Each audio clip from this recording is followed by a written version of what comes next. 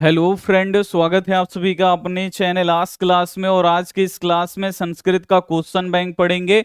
और आपको पता है कि क्वेश्चन बैंक से लगभग 60 से 70% क्वेश्चन सीधे आपके बोर्ड परीक्षा में आते हैं। तो क्वेश्चन बैंक पढ़ना आपके लिए बहुत ही ज्यादा जरूरी है। तो क्वेश्चन बैंक आप लोग जरूर पढ़िए। अभी हम आपको क्वेश्चन बैंक के 100 ऑब्जेक्टिव प्रश्न पढ़ाएंगे। और क्वेश्चन बैंक में जो ऑब्जेक्टिव आपका दिया गया है वो 2018 से लेके 2025 तक दिया गया है। तो 2018 में क्योंकि संस्कृत में इससे पहले ऑब्जेक्टिव नहीं आता था, 2018 से पहले 2018 से बाबू जब बोर्ड परीक्षा हो रहा है तब ऑब्जेक्टिव आ रहा है इसमें। तो 2018 से लेके आपको 2025 तक का आपको ऑब्जेक्टिव पढ़ना है। तो उसी में बाबू हम आपको पढ़ा रहे हैं, सारा A to Z हम आपको पढ़ा देंगे। तो आप लोग एकदम क्लास को शुरू से लेके अंत तक देखिए। और जितना भी यहां पे संस्कृत का क्वेश्चन बैंक हम आपको पढ़ाएंगे, इसमें 100 ऑब्जेक्टिव प्रश्न हैं। ये 100 के 100 ऑब्जेक्टिव प्रश्न आपको याद होना चाहिए, क्योंकि इसी में से पेपर में छपता है आपके बोर्ड एग्जाम में। बहुत ही इंपॉर्टेंट है। जो भी बच्चे क्वेश्चन बैंक नहीं पढ़ रहे हैं तो अब आप लोग अंतिम के दिनों में आप लोग क्वेश्चन बैंक जरूर पढ़िए। तो चलिए हम क्लास को यहां पे शुरू करते हैं। और आपको एकदम क्लास को एकदम शुरू से लेके अंत तक देखना है। और जो भी हमारे प्यारे बच्चे वीडियो को अभी तक लाइक नहीं किए हैं, लाइक कर दीजिए। और जो भी प्यारे बच्चे अभी तक चैनल को सब्सक्राइब नहीं किए हैं, सब्सक्राइब वाला बटन है इसको दबा दीजिए। जैसे ही सब्सक्राइब करिएगा घंटी आएगा, घंटी आप लोग दबाइएगा, नोटिफिकेशन ओपन हो जाएगा, इसको आपको ऑल पे दबा देना है। जैसे आप लोग ऑल पे दबाइएगा ये घंटी इस प्रकार से हो जाएगा। इस प्रकार से अगर आप लोग चैनल सब्सक्राइब करिएगा तो जब भी लाइव क्लास करवाएंगे आपके फोन पे नोटिफिकेशन जाएगा, और उस नोटिफिकेशन को क्लिक करके सीधे आप हमारे लाइव क्लास में जुड़ सकते हैं। और आपको अगला काम करना है, आपको हमारे व्हाट्सएप ग्रुप में जुड़ जाना है। ये हमारा व्हाट्सएप नंबर है, इस पे आपको मैसेज करना है, गुरुजी ग्रुप में जोड़ दीजिए। तो इधर से लिंक जाएगा और आप सभी बच्चे लिंक को दबा के ज्वाइन हो जाइएगा। तो चलिए क्लास को हम लोग यहां पे शुरू करते हैं। एक बार हम आपको फिर से बता देना चाहते हैं बाबू, ये संस्कृत का क्वेश्चन बैंक है और इसे पढ़ना बहुत ही ज्यादा जरूरी है, क्योंकि क्वेश्चन बैंक के बहुत सारे क्वेश्चन, आधा से अधिक जो आपके पेपर में प्रश्न आता है वो क्वेश्चन बैंक का ही आता है। और इसे पढ़ना बहुत ही ज्यादा आपके लिए जरूरी है, एकदम जरूरी है। आप लोग जरूर पढ़िए और एक एक प्रश्नों को आप लोग इसमें का याद रखिए। तो पहला नंबर यहां पे प्रश्न आ चुका है कि अहो अमीषा किमकारी, यहां पे डॉट डॉट स्पृहाहीन, यह पद किस पुराण से संकलित है, ये आपको बताना है। तो आप लोग भारत महिमा पाठ पढ़े होंगे, उसमें जो पहला श्लोक है वो विष्णु पुराण से लिया गया है और जो दूसरा श्लोक है वो भगवत पुराण से लिया गया है। पहला श्लोक कौन सा है ये भी आपको याद रखना है, गयंती देवा पुरुषा सुरत्वात, ये आपको याद रखना है। ये पहला मंत्र है उसमें का, और पहला मंत्र जो है ये विष्णु पुराण से लिया गया है। तो गयंती देवा जो मंत्र है पहला वो विष्णु पुराण से लिया गया है। और दूसरा जो मंत्र है अहो अमीषा किमकारी,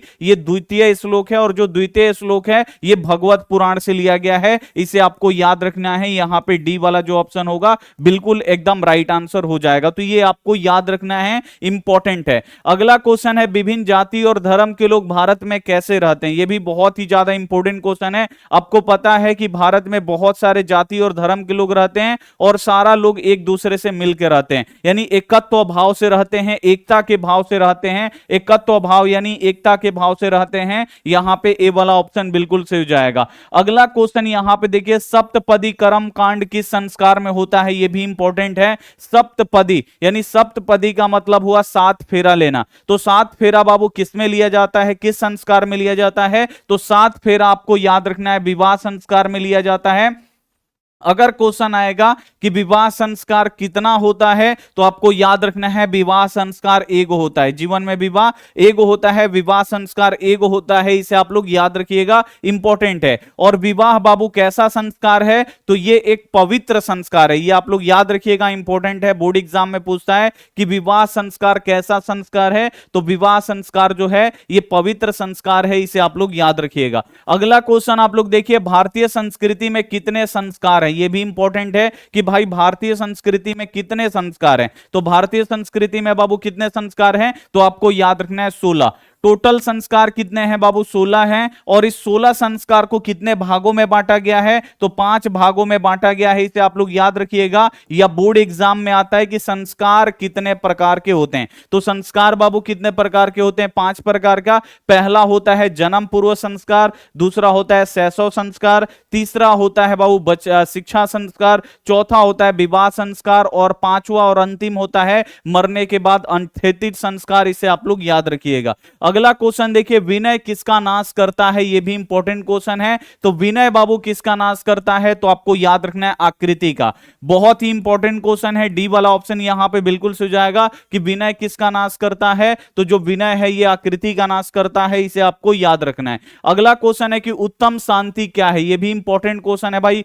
शांति हमें कैसे मिलेगा? तो अगर कोई आपसे आके झगड़ा कर रहा है, अगर आप भी झगड़ा कर दीजिएगा तो इससे अशांति फैलेगा। अगर मान लीजिए आपका किसी से झगड़ा हो गया, अगर उसको क्षमा कर दीजिएगा, माफ कर दीजिएगा, तो इससे शांति फैलता है। वो भी आपसे नहीं आएगा झगड़ा करने, आप तो माफ कर दिए, आप तो जाएंगे नहीं झगड़ा करने, तो इससे शांति स्थापित होता है। इसे आप लोग याद रखिएगा। तो जब भी क्वेश्चन आएगा कि उत्तम शांति क्या है, तो उत्तम शांति है क्षमा। इसे आपको याद रखना है। यहां पे ए वाला जो ऑप्शन होगा बिल्कुल राइट होगा। अगला क्वेश्चन है डीएवी विद्यालय की स्थापना किसने किया? ये बहुत ही ज्यादा इंपॉर्टेंट क्वेश्चन है। तो डीएवी स्कूल जो है, डीएवी का पूरा नाम क्या है? दयानंद एंग्लो वैदिक। ये याद रखिएगा, आपकी किताब में दिया गया है इसका फुल फॉर्म, तो पूछ सकता है कि डीएवी का पूरा नाम क्या है? तो दयानंद एंग्लो वैदिक विद्यालय। इसे आप लोग याद रखिएगा।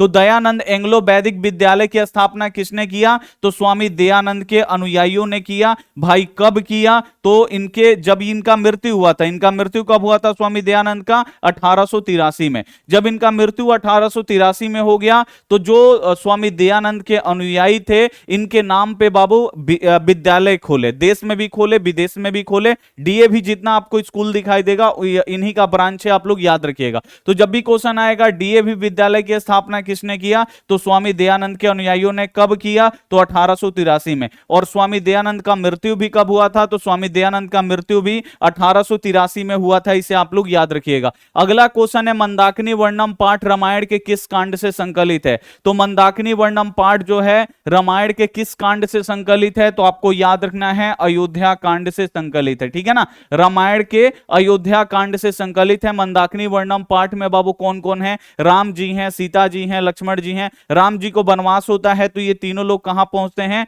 चित्रकूट पहुंचते हैं, और वहीं पे एक मंदाकिनी नदी देखते हैं जो बहुत ही सुंदर है। मंदाकिनी वर्णम पाठ में मंदाकिनी जो नदी है, जिसे गंगा नदी भी बोला जाता है, इसके सुंदरता को बताया गया है। ठीक है, तो जब भी क्वेश्चन आएगा मंदाकिनी वर्णम पाठ रामायण के किस कांड से संकलित है, तो आपको याद रखना है अयोध्या कांड से। अगला क्वेश्चन आप लोग देखिए, राम मंदाकिनी की शोभा किसे दिखा रहे हैं? बहुत ही ज्यादा इंपॉर्टेंट क्वेश्चन है कि जो राम जी हैं वो मंदाकिनी की शोभा किसको दिखा रहे हैं? तो राम जी मंदाकिनी की शोभा अपनी पत्नी सीता जी को दिखाते हैं। इसे आप लोग याद रखिएगा। डी वाला ऑप्शन बिल्कुल सही हो जाएगा। और यह भी क्वेश्चन आता है कि राम जी विशालाक्षी किसे बोले हैं? विशालाक्षी यानी बड़ी बड़ी आंखों वाली। तो राम जी विशालाक्षी किसे बोले हैं? सीता जी को बोले हैं। इसे आप लोग याद रखिएगा। ठीक है, अगला क्वेश्चन आप लोग यहां पे देखिए, पथिक स्नान करने के लिए कहां गया? अब आप लोग व्याघ्र पथिक कथा पाठ पढ़े, जिसमें बाघ और एक पथिक का कहानी है। पथिक जो है लोभ में आ जाता है और वो कहां जाता है स्नान करने के लिए? तालाब में। वो तालाब नहीं होता है, कीचड़ होता है, उसी में क्या होता है? धंस जाता है। तो जब भी क्वेश्चन आएगा कि पथिक स्नान करने के लिए कहां गया, तो जो पथिक है वो स्नान करने के लिए तालाब में गया। अगर क्वेश्चन आएगा कि बाघ कहां बैठा हुआ था, तो जो बाघ था ये तालाब के किनारे बैठा हुआ था। इसे आपको याद रखना है। अगला क्वेश्चन आप लोग देखिए, दान किसे देना चाहिए? इंपॉर्टेंट क्वेश्चन है बोर्ड एग्जाम के लिए कि भाई दान किसे देना चाहिए? तो दान किसे देना चाहिए? तो दरिद्र को देना चाहिए। दरिद्र का मतलब होता है गरीब, ठीक है ना, भिखारी। तो दान किसे देना चाहिए? दरिद्र को देना चाहिए। इसे आप लोग याद रखिएगा, इंपॉर्टेंट है। अगला क्वेश्चन देखिए, अवैर करुणा और मैत्री भाव किसकी किसकी उत्पत्ति होती है? अब यहां पे आपसे बोल रहा है अवैर। अवैर का मतलब, बैर का मतलब झगड़ा, अवैर का मतलब झगड़ा नहीं। करुणा यानी दया, और यहां पे मैत्री भाव यानी मित्रता से किसकी उन्नति होती है? अब मान लीजिए अवैर है यानी मेरे मन में झगड़ा नहीं है, मेरे मन में यहां पे क्षमा करने की शक्ति है, ठीक है ना, करुणा है, ठीक है ना, दया है, और मेरे मन में मित्रता है। तो इससे किसकी स्थापना होगी? क्या उत्पन्न होगा? तो मेरे मन में तो लड़ाई झगड़ा है नहीं, तो यहां पे शांति की स्थापना होता है। इसे आप लोग याद रखिएगा। ठीक है, यहां पे बी वाला जो ऑप्शन होगा बिल्कुल से हो जाएगा अवैर यानी झगड़ा नहीं, यहां पे करुणा यानी दया, और मैत्री भाव मित्रता, इससे लड़ाई झगड़ा होगा नहीं, इससे शांति। अगर किसी से आप मित्रता रखिएगा, अवैर रखिएगा, झगड़ा नहीं रखिएगा, आपके मन में यहां पे करुणा होगा, दया होगा, तो आप लोग इससे क्या स्थापित होगा, तो इससे शांति की स्थापित होती है शांति की उत्पत्ति होती है, इसे आप लोग याद रखिएगा। अगला क्वेश्चन देखिए, शास्त्रकारा पाठ में उठकर सादर अभिवादन कौन करते हैं, तो शास्त्रकारा पाठ संस्कृत का अंतिम पाठ है, इसमें पूछा जा रहा है कि पाठ में उठकर सादर अभिवादन कौन करता है। तो जैसे ही टीचर क्लास के अंदर जाते हैं तो सारे बच्चे उठ के टीचर का अभिवादन करते हैं, ठीक है ना। कौन करते हैं, तो आपको याद रखना है छात्रगण। जैसे ही टीचर बाबू क्लास में जाते हैं तो सारे छात्र जो है बेंच से उठकर, आप भी क्या होते होंगे जब आपके क्लास टीचर सुबह सुबह क्लास लेने आते हैं तो सभी बच्चे बेंच छोड़ के खड़े हो जाते हैं, फिर टीचर बैठ जाते हैं कुर्सी पे तो आप लोग बैठते हैं, वही होता है बाबू रिस्पेक्ट देना। तो शास्त्रकारा पाठ में सादर अभिवादन कौन करते हैं, तो छात्रगण करते हैं, इसे आप लोग याद रखिएगा। अगला क्वेश्चन है, न्याय दर्शन के प्रवर्तक कौन है, बोर्ड एग्जाम के लिए इंपॉर्टेंट है। तो न्याय दर्शन बाबू कौन लिखे हैं, तो आपको याद रखना है गौतम, ठीक है। न्याय दर्शन बाबू कौन लिखे हैं, गौतम लिखे हैं। और जो कपिल हैं ये सांख्य दर्शन लिखे हैं, इसे आप लोग याद रखिएगा, दोनों क्वेश्चन बोर्ड एग्जाम में बहुत आता है। अगला क्वेश्चन आप लोग देखिए, दुख का विषय क्या है, इंपॉर्टेंट क्वेश्चन है आपके बोर्ड एग्जाम के लिए भाई, कि दुख का विषय क्या है। तो दुख का विषय क्या है, तो आपको याद रखना है अशांति, क्योंकि आजकल की दुनिया में चारों तरफ अशांति फैला हुआ है, दुख ही दुख, लड़ाई झगड़ा, चोर लुटेरा डाकू, यही सब दूसरे को लोगों एक लोग क्या कर रहा है, दूसरे लोगों को कष्ट पहुंचा रहा है, और यही क्या है बाबू, अशांति फैला हुआ, यही अशांति है। तो यहां पे क्वेश्चन है दुख का विषय क्या है, तो आज दुख का विषय क्या है, तो पूरे विश्व में जो अशांति फैली हुई है वही क्या है, दुख का विषय है, इसे आप लोग याद रखिएगा। अगला क्वेश्चन है, न्याय दर्शन के प्रवर्तन कौन है, इंपॉर्टेंट क्वेश्चन है बोर्ड एग्जाम के लिए। तो न्याय दर्शन के बाबू प्रवर्तन कौन है, तो न्याय दर्शन के प्रवर्तन आपको याद रखना है महर्षि गौतम है, यहां पे सी वाला ऑप्शन राइट होगा। अगला क्वेश्चन आप लोग देखिए, कर्ण शक्र को चौथी बार क्या देना चाहा, तो पहली बार बाबू गाय देते हैं, दूसरी बार हाथी देते हैं, तीसरा बार घोड़ा देते हैं, चौथी बार सोना देते हैं, लेकिन वो बार बार क्या बोलते हैं, नेछामी नेछामी, यानी मुझे नहीं चाहिए नहीं चाहिए। जो इंद्र भगवान है, यानी जो शक्र हैं, वो कर्ण से क्या लेने आए थे, उनका कवच और कुंडल लेने आए थे, लेकिन ये बार पहली बार गाय देते हैं, उसके बाद हाथी देते हैं, घोड़ा देते हैं, चौथी बार सोना देते हैं, लेकिन ये क्या बोलते हैं, नेछामी नेछामी, नहीं चाहिए नहीं चाहिए। तो वही बोल रहे हैं यहां पे, जो कर्ण है वो शक्र को चौथी बार क्या देना चाहे, तो सोना देने चाहे, लेकिन वो क्या बोलते हैं, मुझे नहीं चाहिए नहीं चाहिए। अगला क्वेश्चन आप लोग देखिए, मिथिला भाषा के कवि कौन है, इंपॉर्टेंट क्वेश्चन है, जिन्हें मैथिली कोकिला के नाम से भी जाना जाता है। तो मिथिला भाषा के कवि कौन है, या जिन्हें मैथिली कोकिला कहा जाता है, तो आपको नाम याद रखना है विद्यापति। जो विद्यापति हैं ये मैथिली भाषा के कवि हैं, ठीक है ना, इन्हें मैथिली कोकिला के नाम से भी जाना जाता है, इसे आप लोग याद रखिएगा। अगला क्वेश्चन है, आलसशाला में आग कब लगाई गई, इंपॉर्टेंट क्वेश्चन है बोर्ड एग्जाम में। तो आलसशाला में आग बाबू कब लगाया गया, तो जब सब आलसी सो रहे थे तब आग लगाया गया, इसे आप लोग याद रखिएगा, जब सब सो रहे थे तब आग लगाया गया, सी वाला ऑप्शन बिल्कुल से हो जाएगा। और आलसशाला में आग किसने लगाया, तो आलसशाला में बाबू आग कौन लगाया था, तो जो आलसशाला के कर्मचारी थे वही आग लगाए थे। क्यों लगाए थे आग, तो आलसियों की परीक्षा लेने के लिए लगाए थे, ये सारा आपको याद रखना है। अगला क्वेश्चन देखिए, लौकिक संस्कृत साहित्य में लगभग कितनी कवित्रियों के पद मिलते हैं, तो लौकिक संस्कृत साहित्य में बाबू कितनी कवित्रियों के पद मिलते हैं, तो आपको याद रखना है 40। लौकिक संस्कृत साहित्य में 40 कवित्रियों के पद मिलते हैं, और कितने 40 कवित्रियों ने कितने पद लिखे हैं, तो लगभग यहां पे 150 जो पद हैं वो स्पष्ट रूप से मिलते हैं, इसे आप लोग याद रखिएगा, इंपॉर्टेंट है। अगला देखिए, यहां पे सर्व शुक्ला सरस्वती किसने कहा, तो सर्व शुक्ला सरस्वती कौन बोले थे, तो आपको याद रखना है दांडी बोले थे। कौन बोले थे बाबू, दांडी बोले थे। ए वाला जो ऑप्शन होगा यहां पे राइट आंसर हो जाएगा। सर्व शुक्ला सरस्वती किसने बोला, दांडी ने बोला, इसे आपको याद रखना है। अगला क्वेश्चन है, नेछामी नेछामी किसने बार बार कहा, नेछामी नेछामी यानी नहीं चाहिए नहीं चाहिए। तो कर्ण जो थे बार बार शक्र को यानी भगवान इंद्र को पहले गाय दिए तो बोले नेछामी नेछामी, फिर हाथी दिए बोले नेछामी नेछामी, फिर घोड़ा दिए फिर बोले नेछामी नेछामी, नहीं चाहिए नहीं चाहिए, चौथी बार सोना दिए फिर बोल रहे नेछामी नेछामी, और लास्ट में जब बोलते हैं कि मेरा कौच और कुंडल ले लीजिए तो बोलते हैं दे दीजिए दे दीजिए। ठीक है ना, तो ये क्वेश्चन है बाबू कि नेछामी नेछामी बार बार किसने कहा, तो नेछामी नेछामी बाबू बार बार किसने कहा, शक्र ने कहा। अब शक्र कौन है बाबू, तो भगवान इंद्र हैं, इनका नाम आपको याद रखना है। अगर मान लीजिए जब तक बाबू आप लोग संस्कृत का चैप्टर नहीं पढ़िएगा तब तक बाबू आपको समझ में नहीं आएगा। संस्कृत का A to Z हम आपको चैप्टर पढ़ा रखे हैं, बस आपको करना क्या है, यूट्यूब पे जो भी चैप्टर आपको पढ़ना है संस्कृत का, उस चैप्टर का नाम लिखिए, लास्ट में आज क्लास लिख दीजिए, आ जाएगा, उसे आप लोग पढ़ लीजिए। अगला क्वेश्चन आप लोग देखिए, व्याघ्रपति कथा पाठ में किसके लिए कौन्तेय शब्द का प्रयोग हुआ है। कौन्तेय का मतलब कुंती पुत्र, तो कौन्तेय शब्द का प्रयोग किसके लिए हुआ है बाबू, तो आपको याद है अर्जुन, जो अर्जुन है यही कुंती पुत्र हैं। ठीक है ना, इन्हें कौन्तेय बोला जाता है, कुंती पुत्र बोला जाता है, ये कुंती के पुत्र थे, आप लोग याद रखिएगा। अगला क्वेश्चन देखिए, नीति श्लोका पाठ महाभारत के किस पर्व से संकलित है, तो नीति श्लोक का जो पाठ है बाबू ये कहां से लिया गया है, तो ये विदुर नीति से लिया गया है, और विदुर नीति के लिखने वाले कौन है, खुद विदुर हैं। यहां पे आपसे पूछा जा रहा है नीति श्लोक का पाठ जो है वो किस पर्व से लिया गया है महाभारत के, तो आपको याद रखना है महाभारत के उद्योग पर्व से लिया गया है, इसे आप लोग याद रखिएगा। अगला क्वेश्चन देखिए, अह महापंखे पितोत्सी किसने कहा, अह यानी यहां पे मैं तो महापंखे में फंस गया, यहां पे क्वेश्चन है कि अह महापंखे पितोत्सी यानी यहां पे यानी मैं तो महापंखे यानी बहुत ही बड़ी पाक में फंस गया, डूब गया, किसने बोला था बाबू, तो आपको याद रखना है ये पथिक बोला था। यहां पे बी वाला ऑप्शन यहां पे बिल्कुल से हो जाएगा। यहां पे अह महापंखे पितोत्सी यानी तुम तो महापंख महापाक में फंस गए, ये कौन बोला था बाबू, तो ये बाघ बोला था। ठीक है ना, तुम तो महापाक में यानी दलदल में तुम तो फंस गए, ये कौन बोला था,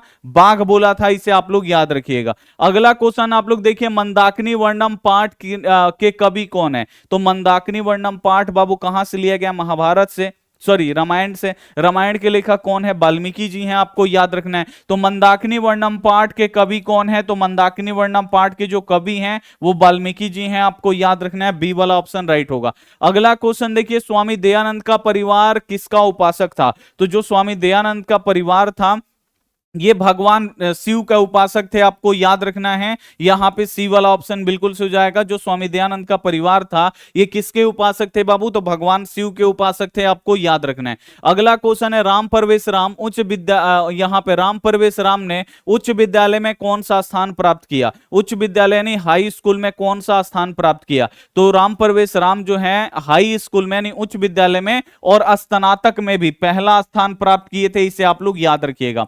उच्च विद्यालय में भी प्रथम स्थान प्राप्त किए थे और स्नातक परीक्षा में भी प्रथम स्थान प्राप्त किए थे, ये आपको याद रखना है, इंपॉर्टेंट है, बोर्ड एग्जाम में आता है। अगला क्वेश्चन आप लोग देखिए, आचरण का हनन होता है, हनन का मतलब होता है नाश, आचरण का नाश बाबू कैसे होता है, तो अगर मान लीजिए हमारा आचरण सही होगा तो सही कब कैसे होगा, तो अगर मुझ में सुलक्षण है, अगर अच्छा लक्षण है तो आचरण बना रहेगा, अगर मुझ में कुलक्षण आ जाएगा या अलक्षण आ जाएगा जिससे मेरा आचरण क्या हो जाएगा, उसका हनन हो जाएगा, उसका नाश हो जाएगा। ठीक है, तो यहां बोल रहे हैं आचरण का हनन किससे होता है, हनन का मतलब होता है नाश, आचरण का हनन कैसे होता है, अलक्षण से, अलक्षण का मतलब खराब लक्षण से, खराब लक्षण से क्या होता है, आचरण का हनन होता है यानी नाश हो जाता है। ठीक है, इसे आप लोग याद रखिएगा। अगला क्वेश्चन है, भारतीय संस्कृति की अद्वितीय विशेषता क्या है, तो भारतीय संस्कृति की अद्वितीय विशेषता क्या है, संस्कार है। यहां के लोगों में संस्कार पाया जाता है कि अपनों से बड़ों से कैसे बात करना है, अपने से छोटों से कैसे बात करना है,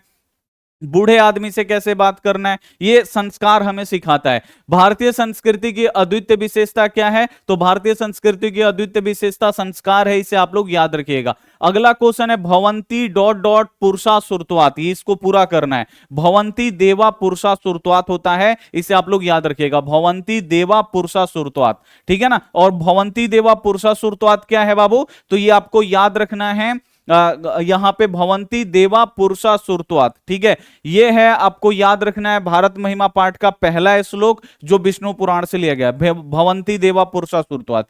अगला क्वेश्चन आप लोग देखिए, इंद्र ने कर्ण से छल क्यों किया, जो इंद्र भगवान है वो कर्ण से छल क्यों करते हैं, कर्ण का कवच और कुंडल लेके क्यों चले जाते हैं, क्योंकि कर्ण के पास जब तक कवच और कुंडल रहेगा तब तक बाबू क्या होगा, कर्ण हारेंगे नहीं। तो कर्ण को हराने के लिए जो इंद्र भगवान है वो छल करते हैं, ठीक है ना।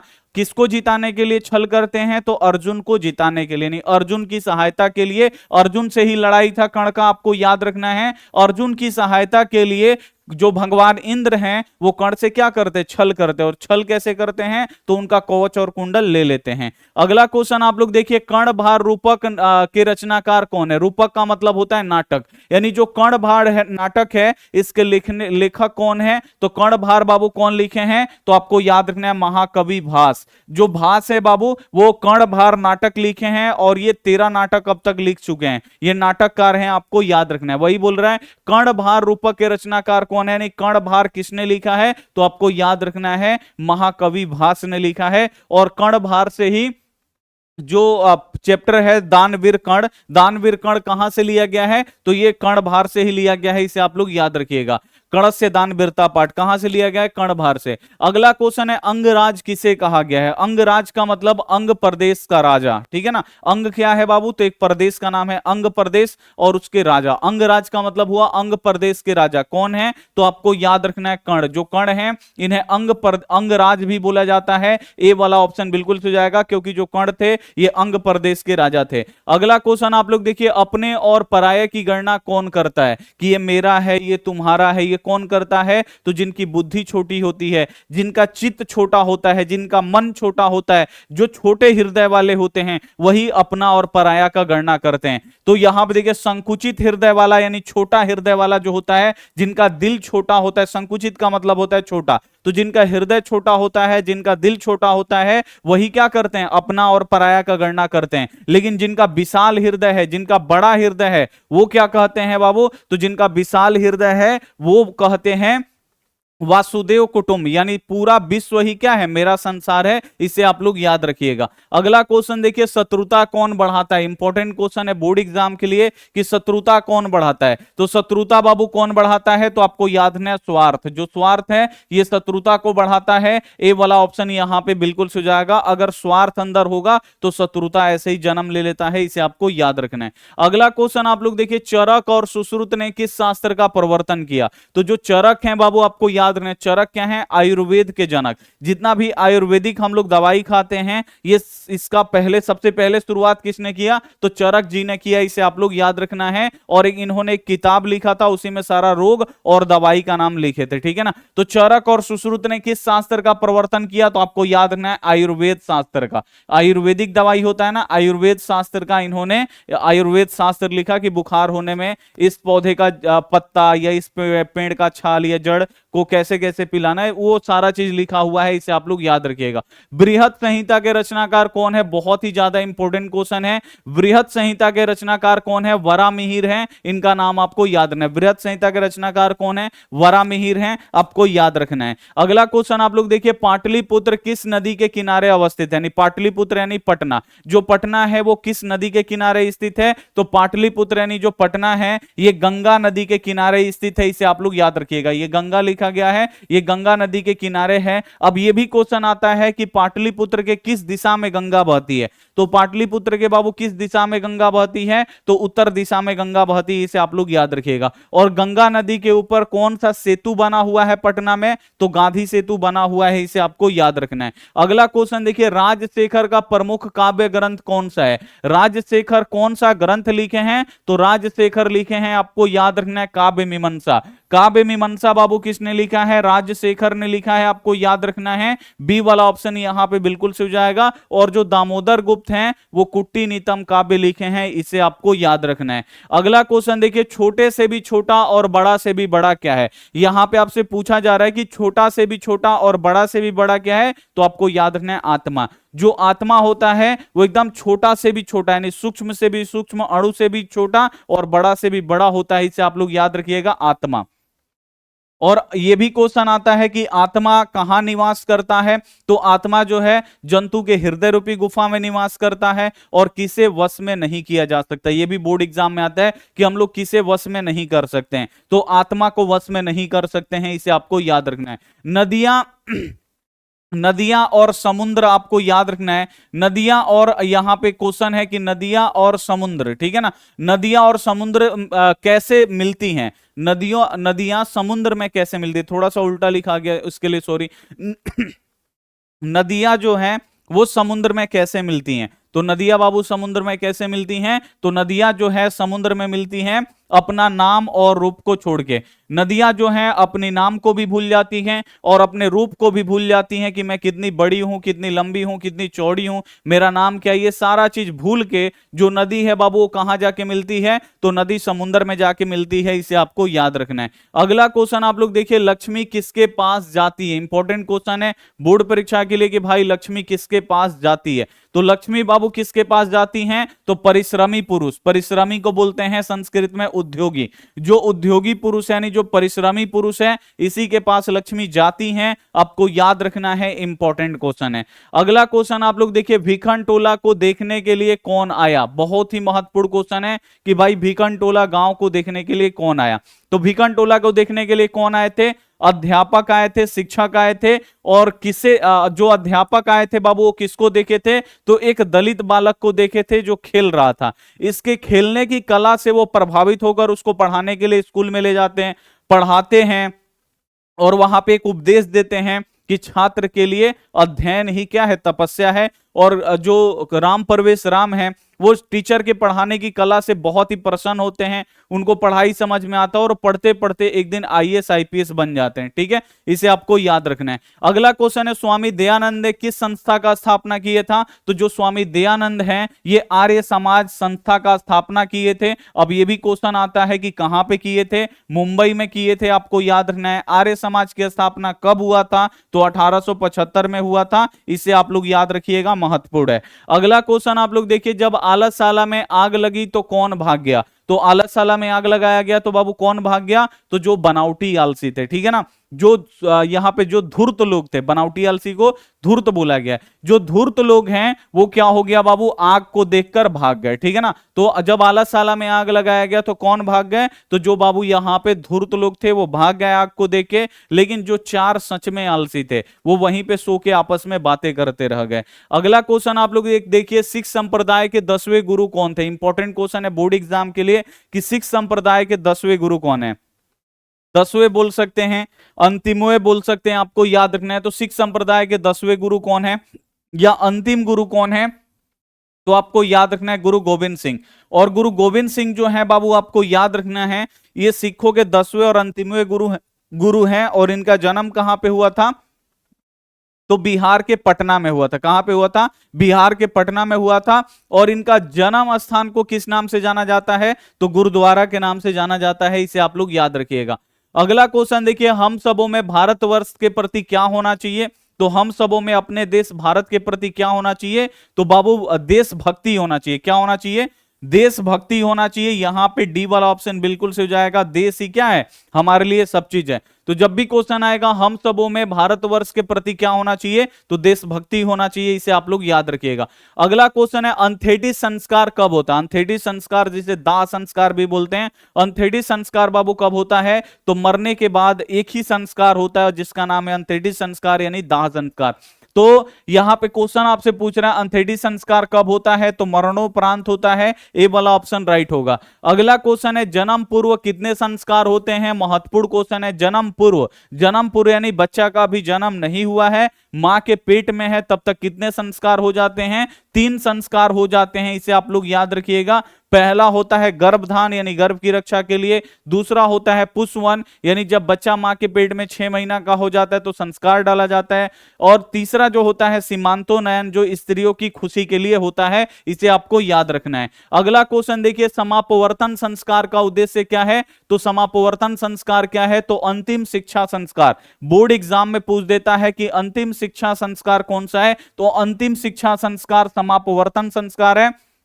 और समापवर्तन संस्कार में क्या होता है, तो गुरु जो हैं वो शिष्य को उपदेश देते हैं कि जो भी आज तक आपने पढ़ा इस पे कभी भी आपको घमंड नहीं करना है, ज्यादा अपने आप को विद्वान नहीं समझना है, ठीक है, और लोगों की हेल्प करना है, कभी भी आपको झूठ नहीं बोलना है और आपको जाके अब शादी कर लेना है, यही बोला जाता है। यानी गुरुगिरी से निकल के अब आपको गृहस्थ जीवन में जाना है, अब आपको शादी कर लेना है, यही बोला जाता है। तो गुरुगिरी से गृहस्थ जीवन में प्रवेश करना होता है, यानी गुरु के घर से पढ़ाई लिखाई खत्म, अब आप जाइए शादी करिए और गृहस्थ जीवन में प्रवेश करिए। यही क्या है, समापवर्तन संस्कार का उद्देश्य है, इसे आपको याद रखना है।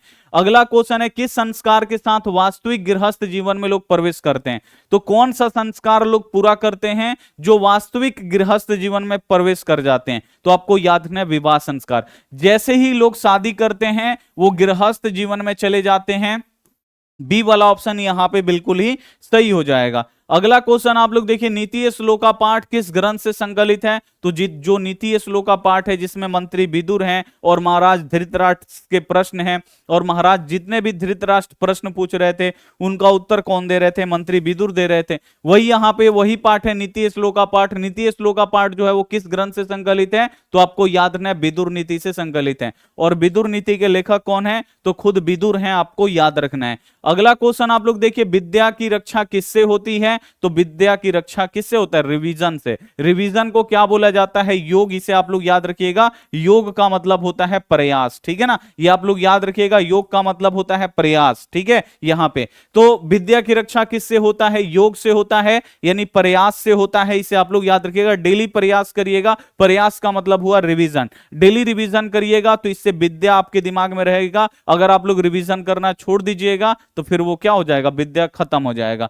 आप भूल जाइएगा पढ़ाई लिखाई। अगला क्वेश्चन देखिए, नीति श्लोका पाठ के आधार पे परम सुख देने वाली क्या है? तो नीति श्लोका पाठ में बाबू परम सुख हमें किससे मिलता है? तो परम सुख मिलता है हमें विद्या से।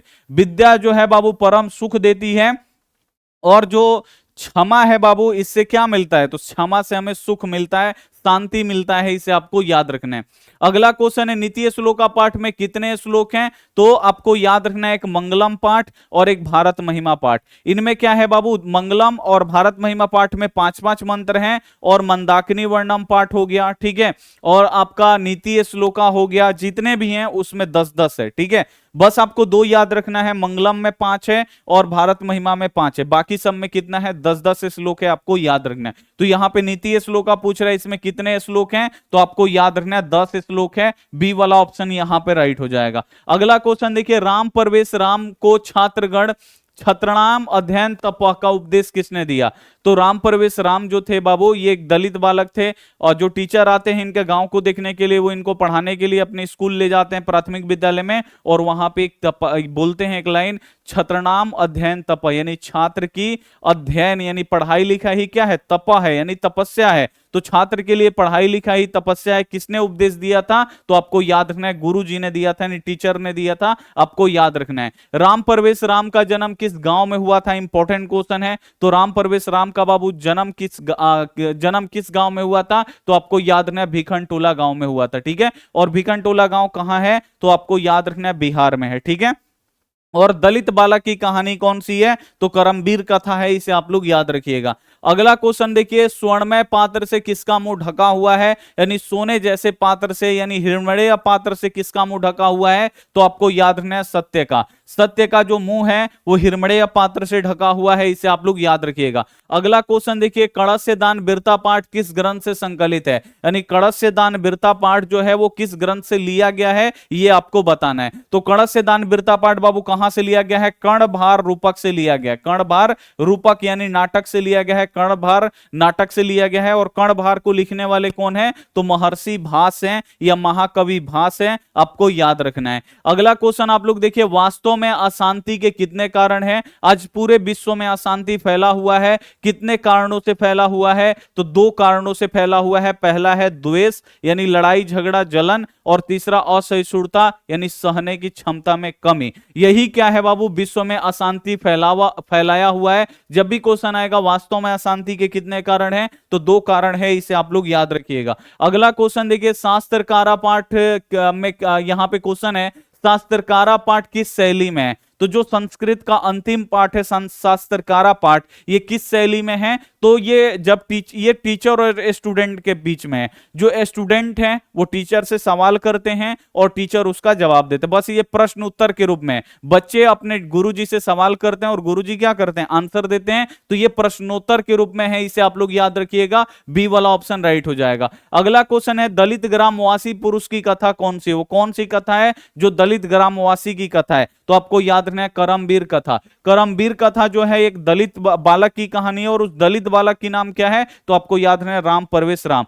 राम परवेश राम को करमवीर भी बोला जाता है, इसे आपको याद रखना है। अगला क्वेश्चन आप लोग देखिए, स्वामी दयानंद का जन्म किस राज्य में हुआ था? इंपॉर्टेंट क्वेश्चन है ये आपके बोर्ड एग्जाम के लिए, कि स्वामी दयानंद का जन्म किस राज्य में हुआ। तो स्वामी दयानंद का जन्म बाबू किस राज्य में हुआ? तो आपको याद रखना है गुजरात राज्य में हुआ। और गुजरात राज्य के किस गांव में हुआ था? तो टंकारा गांव में हुआ था, इसे आपको याद रखना है। अगला क्वेश्चन आप लोग देखिए, स्वामी दयानंद के बचपन का नाम क्या था? तो स्वामी दयानंद का बाबू बचपन का नाम क्या था? मूल शंकर था, आपको याद रखना है। और इनका जन्म किस परिवार में हुआ था? तो आपको याद रखना है कर्मकांडी परिवार में हुआ था, ठीक है ना, जो कर्मों में विश्वास रखता है। और स्वामी दयानंद का जो परिवार था ये किस देवता का उपासक था? किस देवता का पूजा करने वाला था? तो भगवान शिव का उपासक था, इसे आप लोग याद रखिएगा। रात्रि जागरण छोड़ के मूल शंकर जो है वो कहां गए? तो रात्रि जागरण छोड़ के मूल शंकर बाबू कहां गए? तो मूल शंकर गए थे घर चले गए। क्यों घर चले गए? क्योंकि जो चूहा था वो भगवान शिव की मूर्ति के ऊपर चढ़ के प्रसाद खा रहा था, और ये देखे तो उनको लगा कि मूर्ति में भगवान नहीं है, इसीलिए वो रात्रि जागरण छोड़ के चले गए घर, इसे आपको याद रखना है। अगला क्वेश्चन है, स्वामी दयानंद घर छोड़ के घूमते हुए कहां पहुंच गए? तो स्वामी दयानंद की जब प्यारी बहन की मृत्यु हो गया तो उनमें वैराग भाव आ गया, वो जोगी साधुओं के साथ घूमने लगे। और ये घूमते घूमते बाबू कहां पहुंचे? तो घूमते घूमते ये मथुरा पहुंचे, आपको याद रखना है। और यहां पे एक साधु से मिलते हैं, बिरजानंद। नाम आपको याद रखना है, स्वामी दयानंद के गुरुजी का नाम क्या है? बिरजानंद। और वो अंधे थे, उन्हीं से ये शिक्षा दीक्षा लेते हैं और एक महान आदमी बनते हैं। अगला क्वेश्चन है, डीएवी विद्यालय की स्थापना कब हुआ था? तो डीएवी विद्यालय का बाबू स्थापना कब हुआ था? 1883 में हुआ था। यहां पे सी वाला ऑप्शन बिल्कुल सही जाएगा। और किसने किया था? तो स्वामी दयानंद के अनुयायियों ने किया था, क्योंकि 1883 ईस्वी में स्वामी दयानंद की मृत्यु हो जाती है, और उनको मृत्यु को यादगार बनाने के लिए स्वामी दयानंद के नाम से दयानंद एंग्लो वैदिक विद्यालय खोला गया उनके अनुयायियों द्वारा, इसे आपको याद रखना है। अगला क्वेश्चन है, मंदाकिनी का अर्थ क्या है? तो मंदाकिनी बाबू क्या है? गंगा है। गंगा नदी को ही मंदाकिनी नदी बोला जाता है। तो मंदाकिनी क्या है? तो गंगा नदी है। गंगा नदी को ही मंदाकिनी नदी बोला जाता है। अगला क्वेश्चन आप लोग देखिए, मंदाकिनी वर्णम पाठ में कहां की गंगा का वर्णन है? आपको यहां पे बताना है कि मंदाकिनी नदी में कहां की गंगा का वर्णन है। तो मंदाकिनी नदी में आपको याद रखना है चित्रकूट की गंगा, क्योंकि राम जी, सीता जी, लक्ष्मण जी कहां पहुंचते हैं? चित्रकूट पहुंचते हैं। वहां पे एक सुंदर नदी देखते हैं, मंदाकिनी नदी। मंदाकिनी नदी यानी गंगा नदी, ठीक है ना। तो वहां पे मंदाकिनी नदी का ये वर्णन करते हैं, आपको याद रखना है। अगला क्वेश्चन है, मंदाकिनी वर्णम पाठ के कवि कौन है? तो मंदाकिनी वर्णम पाठ के कवि हैं, आपको याद रखना है वाल्मीकि जी। यहां पे सी वाला ऑप्शन राइट होगा। अगला क्वेश्चन है, राम ने विशालाक्षी से किसको संबोधित किया?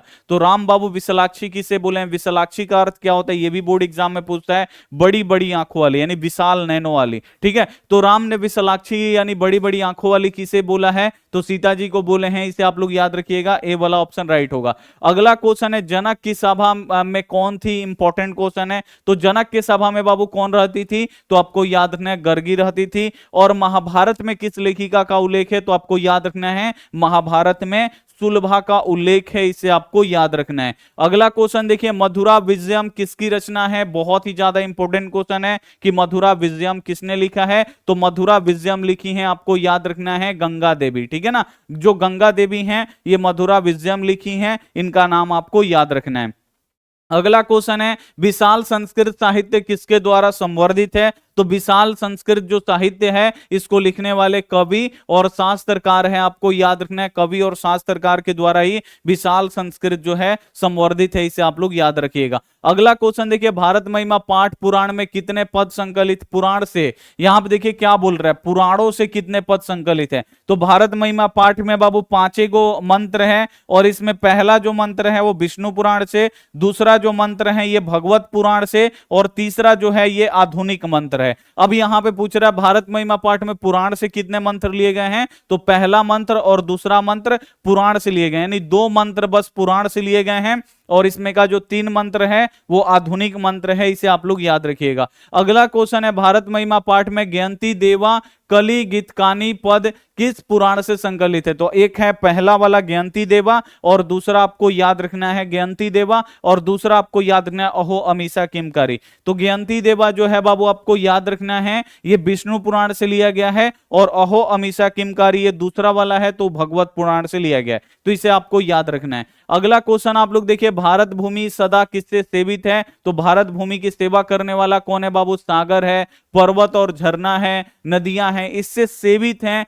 ये सब क्या करते हैं, भारत भूमि की सुंदरता को बढ़ाते हैं, यानी ये सभी इनमें से सभी क्या हो जाएगा, राइट आंसर। अगला क्वेश्चन आप लोग देखिए, गर्भधान संस्कार का प्रयोजन क्यों होता है। गर्भधान बाबू क्यों होता है, गर्भ की रक्षा के लिए, ठीक है, इसे आप लोग याद रखिएगा।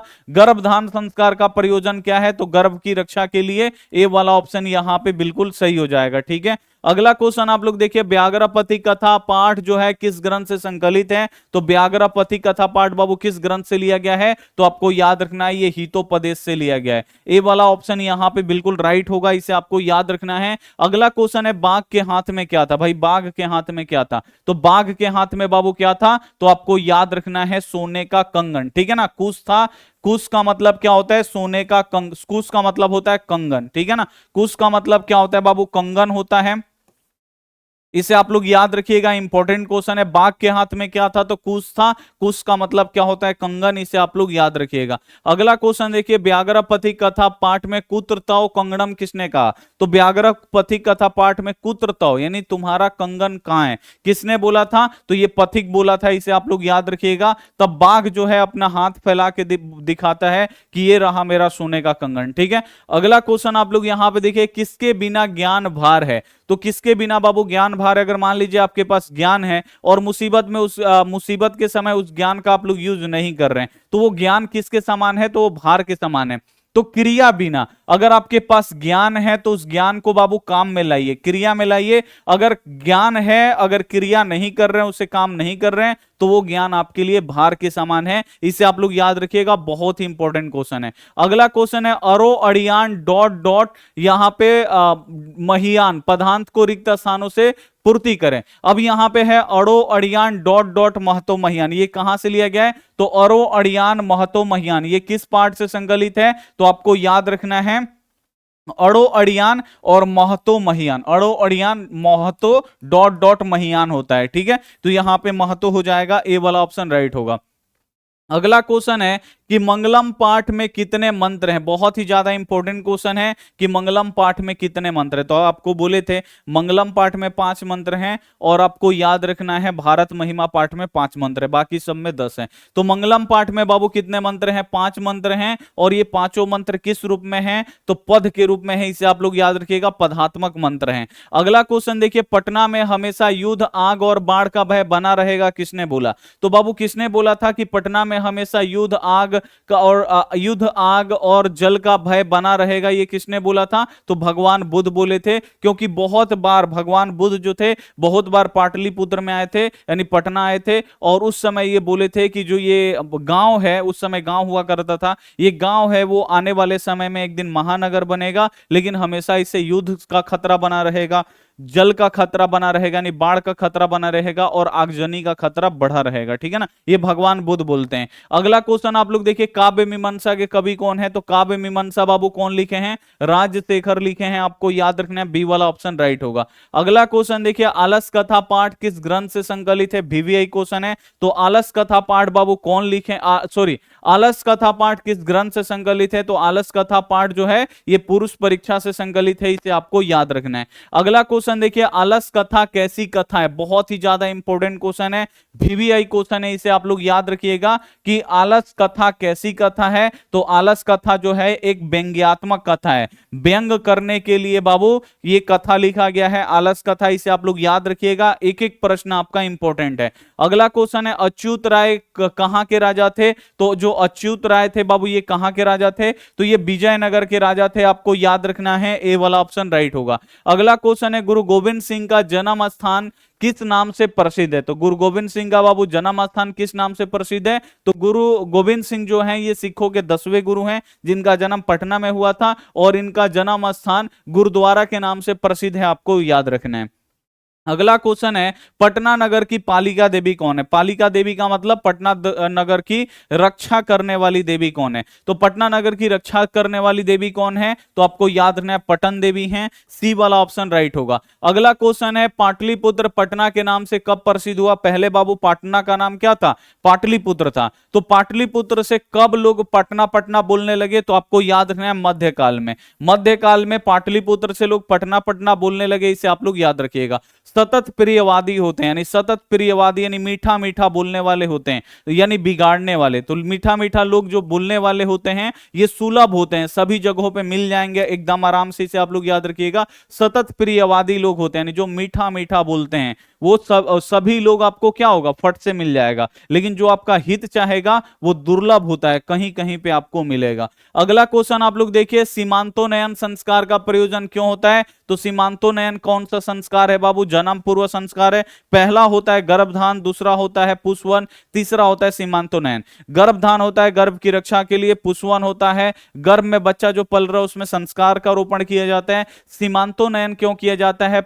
जो गर्भवती महिला है इसकी खुशी के लिए सीमांतोनयन होता है। तो सीमांतोनयन संस्कार का प्रयोजन क्यों किया जाता है? तो गर्भवती महिला की प्रसन्नता के लिए किया जाता है, इसे आपको याद रखना है। अगला क्वेश्चन देखिए, अनर्थ का नाश किससे होता है? तो अनर्थ का नाश बाबू किससे होता है? तो आपको याद रखना है यहां पे जो अनर्थ का नाश किससे होता है? तो आपको याद रखना है विनय से। विनय से क्या होता है? अनर्थ का नाश होता है, इसे आप लोग याद रखिएगा। अगला क्वेश्चन है, भारतीय जीवन का महत्वपूर्ण उपादान क्या है? तो भारतीय जीवन दर्शन का महत्वपूर्ण उपादान क्या है? तो संस्कार है, इसे आप लोग याद रखिएगा। एक एक प्रश्न VVI है, ये सारा आपको याद रखना है। अगला क्वेश्चन है, किसान संस्कार कहां पे होता है, यानी कहां बच्चों का सिर का बाल छीला जाता है? तो गुरु गिरी पे, यानी गुरु के घर पे बाल को छीला जाता है। और जो गुरु के गिरी पे जब बाबू बाल छीला जाता है तो घर के लोग क्या करते हैं, यानी उस बच्चे के माता पिता गाय दान करते हैं गुरु जी को, तो इसे गोदान भी बोला जाता है। तो किसान संस्कार का दूसरा नाम क्या है?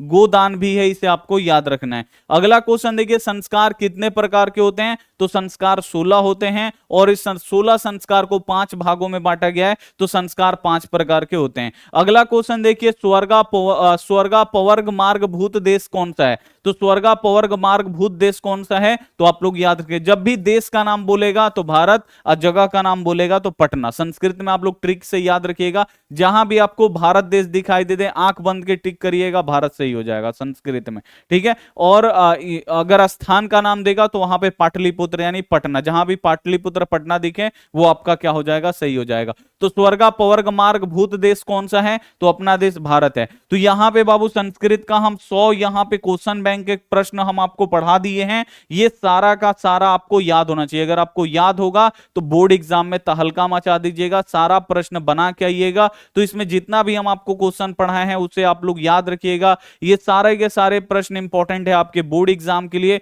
तो आप लोग याद कर लीजिए। और जो भी हमारे प्यारे बच्चे इस वीडियो को लाइक नहीं किए, आप लोग प्लीज लाइक कर दीजिए, और चैनल को सब्सक्राइब नहीं किए सब्सक्राइब कर लीजिए। हम आपसे मिलते हैं अगली क्लास में, तब तक अपना ध्यान रखिए, मन लगा के पढ़ाई करिए। Take care and bye.